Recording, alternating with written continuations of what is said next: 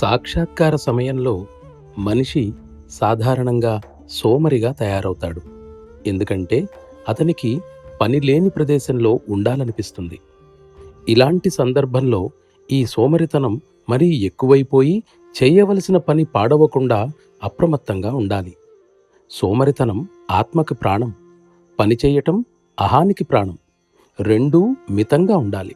కాబట్టి నువ్వు సోమరిగా తయారవుతున్నావంటే పెద్ద సమస్య కాదు, కానీ దానివల్ల బాధపడుతున్నావంటే అది పెద్ద సమస్యే. సాధారణంగా ఆరోగ్యం బాగోనప్పుడు సోమరితనం వస్తుంది. సోమరితనం విషయంలోనూ ఇంకా ఇతర విషయాల్లోనూ నీకు కావలసిన దాని గురించి ప్రార్థిస్తాను. పని కుంటుపడేంతగా మనిషి సోమరిగా ఉండకూడదు. కాస్త సంకల్ప బలం ఉపయోగించినట్లయితే పనులు నీవు అనుకున్నట్లుగా దారిలో పడతాయి. ఇక నీ ఆధ్యాత్మిక స్థితి విషయంలో పూర్తి బాధ్యత నాది.